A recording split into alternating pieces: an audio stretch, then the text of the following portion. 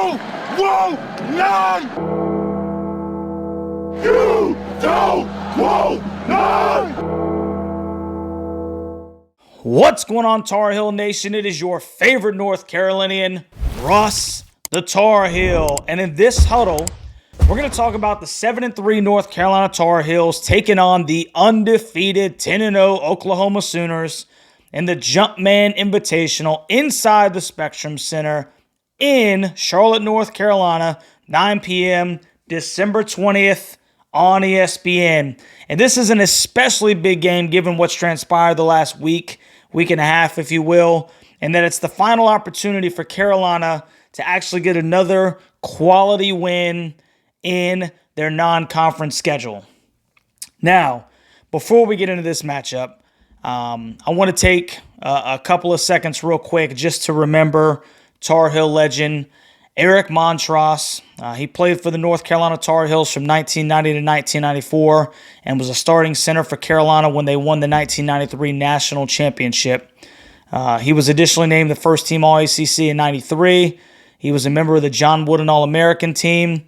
And unfortunately, Montross passed away yesterday on December 17th from a battle with cancer that he was diagnosed with back in March. So I just want to take this time and just pay my respects to one of the Carolina greats and thoughts and prayers with the Montross family. Now, obviously, it's a hard transition from serious matters like that when we're going from, situations like we just talked about, and then we transition over to a sport that serves as entertainment. But I'll do my best.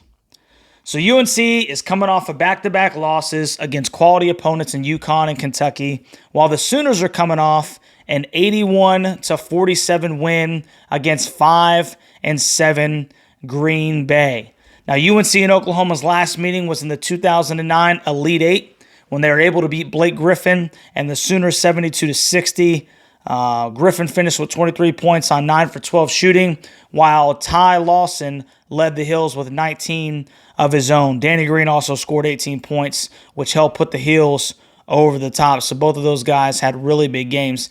Interesting stat that I saw as I was looking up the box score in that game, there were 14 Tar Heels that at least logged a minute in that basketball game.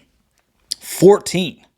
And yeah, maybe let's just say 4 or 5 of them were, Carolina had a pretty big lead, and he got some walk-ons in there and everything.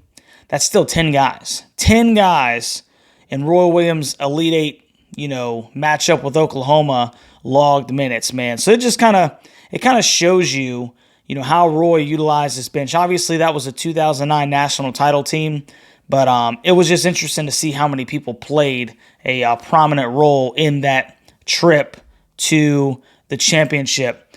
Now let's go ahead and dive headfirst into this bad boy. North Carolina and Oklahoma have played one common opponent thus far, the Arkansas Razorbacks. North Carolina defeated Arkansas 87-72 in the Bahamas. Oklahoma defeated them 79-70. Now, the Sooners are averaging 84.4 points per game and giving up 61.3 compared to UNC scoring 84.9 points per game but giving up 75.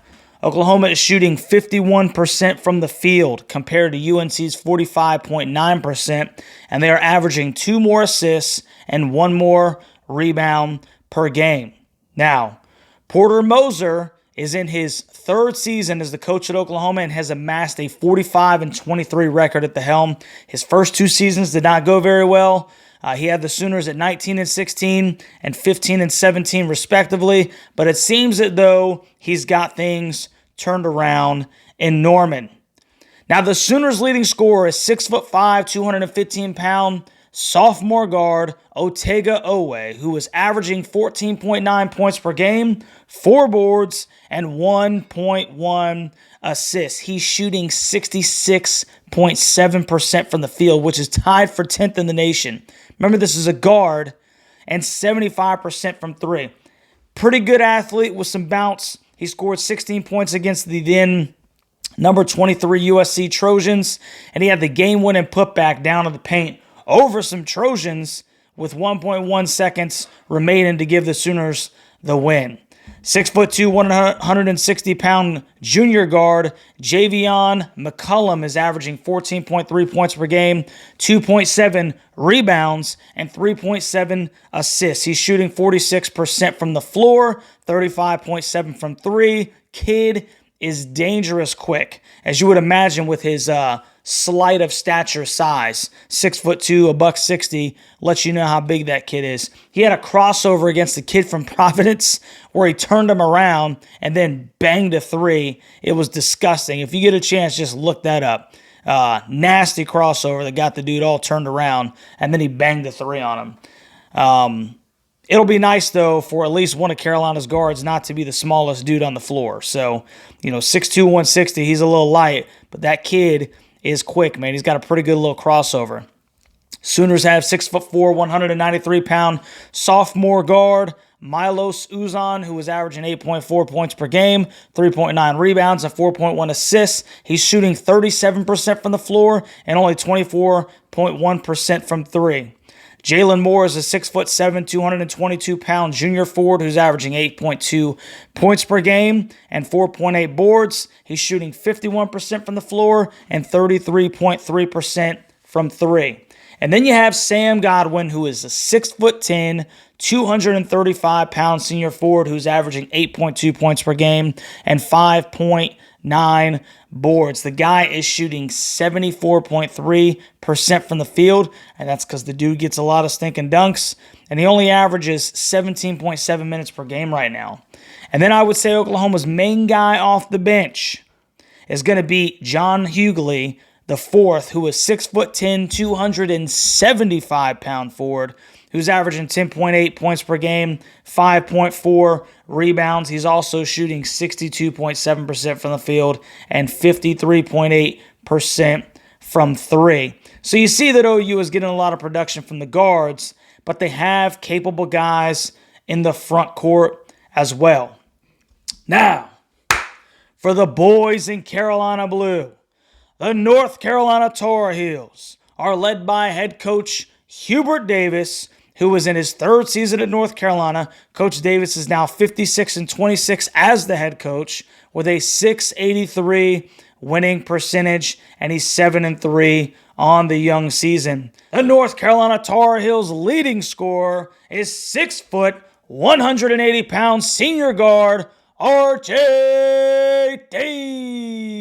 Davis, who has been on an absolute stinking tear. He's averaging 21.6 points per game, which is good for 12th in the country. 3.6 rebounds and 2.8 assists. He's shooting 44% from the field, 36% from three, and 94.2% from the charity stripe. He has scored at least 23 points in 6 straight games.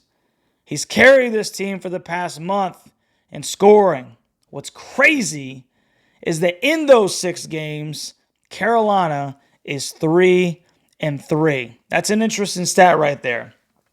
His fellow backcourt mate is 6'1", 180-pound freshman guard Elliot Cadeau, who's averaging 6.7 points per game, 1.5 rebounds, and 4 assists. He's shooting 45.1% from the floor, 27.3% from three, and only 54.5% from the stripe. Elliott has the ability to get to the rim almost whenever he wants, but he has yet to really establish himself as a viable scoring threat night in and night out. 6'5", 195-pound senior guard Cormac Ryan broke out of a slight funk, if you will, by dropping 20 on the Kentucky Wildcats. He went 8 for 12 from the field, 4 for 7 from three, scoring 20 points. Cormac is currently averaging 11.4 points per game, 3 boards, and 1.6 assists. He's shooting 37.6% from the field, 29.6% from three. Let's see if he can string together back-to-back good basketball games and show himself a viable option for the Heels on the offensive end, night in and night out. Then you have 6'7", 235-pound junior forward Harrison Ingram, who is averaging 14.6 points per game, 6.2 rebounds, and 2.6 assists. He's shooting 47.7% from the field and 43.2% from three. Harrison started slow for the Heels, but had a couple of plays late to get into double figures. Need him to play big against the Sooners. And then you have 6'11", 240-pound senior Armando Bacot, who was averaging 15.2 points per game, 11.3 rebounds, which is good for fifth in the country, and 1.3 assists. He's shooting 52% from the field and 78.3% from the stripe. So now that we've looked at the lineups, let's take a look at Russ's 3 keys to the game. Key number 1, where's Mondo? There have been a couple of games where Armando has seemingly disappeared this year, and I'm a little surprised by it. He's had huge games, 25-13, 22-20, 21-7, 8-18, 22-11, 13-13, 13-13. But then he's had a couple where I'm just looking on the floor thinking to myself, where is Mondo? 10-8 against UNI, 9-4 against Arkansas, and most recently 9-6 against Kentucky. Those are pretty large discrepancies from game to game, to the point where 10 games in, you kind of have to ask yourself, which Mondo are we going to get tonight? Are we going to get dominant Mondo? Or where's Mondo? Here's to hoping that Bacot comes out swinging and the Heels make a concerted effort to get him the basketball on the blocks, because he himself is making a concerted effort to establish position and go to work. What Mondo are we getting? Key number 2, switch, hedge, deny, or yes. Will Coach Davis even change up the scheme in this one? 2 games in a row we've watched North Carolina seemingly staunch 23-24 position on defending the screen by switching 1 through 5, 1 through 4, put them in bad positions. Elliott and RJ playing post defense on the block against a 7'1" kid, Mondo guarding point guards at the top of the key, and even when Kentucky misses a shot, there's such a disadvantage on the size matchups down low, and it's almost impossible to ask these guys to get the rebound. Not to mention, way too often you're watching guys watching the ball in the air as opposed to finding a body and boxing out. Ball goes up, find a body, and box out.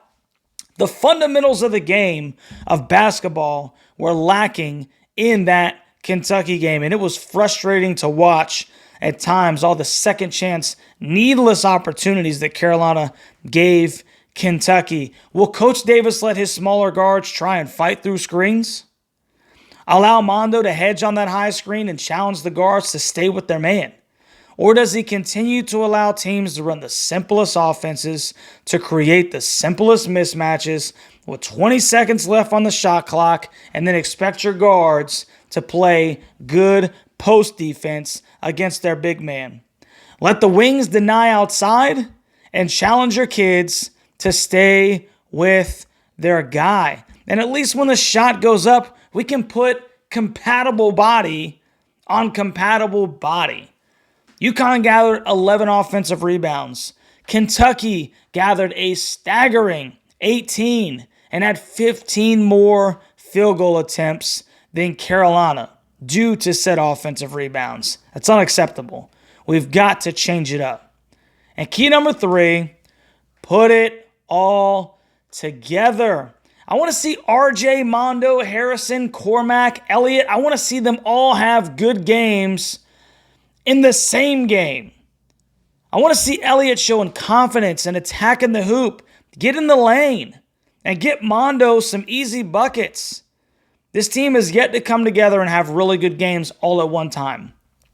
And this is really the last chance outside of conference play. So let's put it all together. And that'll lead us to Russ's score prediction.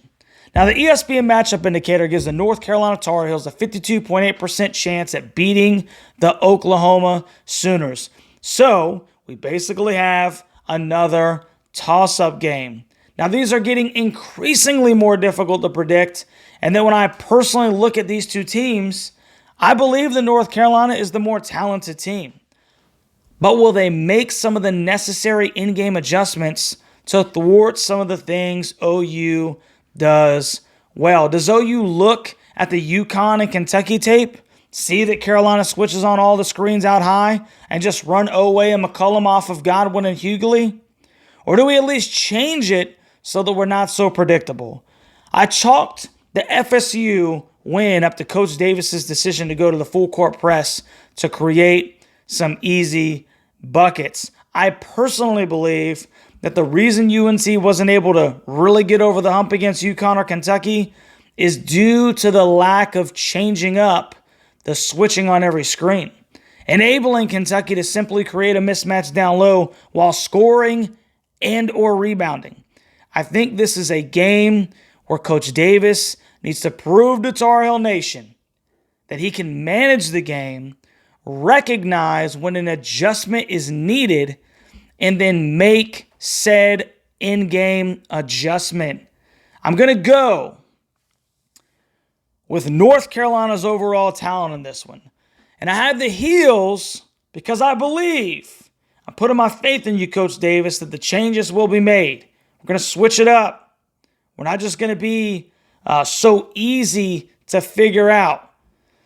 I'm going to go with North Carolina's overall talent in this one. And I have the Heels winning this one fairly comfortably, 89-80.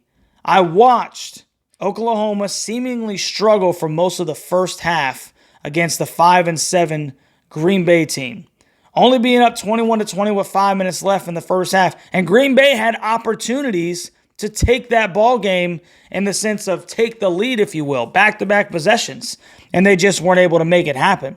And then OU got a couple of runouts, and they blew the game open. But that was a close ball game for 16, 17 minutes. And I think that this is a game that Carolina knows that they need. And that would put them at 2-2 against that vaunted non-conference portion of the schedule, Tennessee, UConn, Kentucky, and Oklahoma. This would be a big win going into the Christmas break. So let me know what you think in the comment section, Tar Heel Nation, and Sooner Nation, if you will. Am I onto something? Or am I just sitting over here at the edge of the bench with a clipboard having no stinking earthly idea what's going on? If you haven't already, please like, share, subscribe to the channel.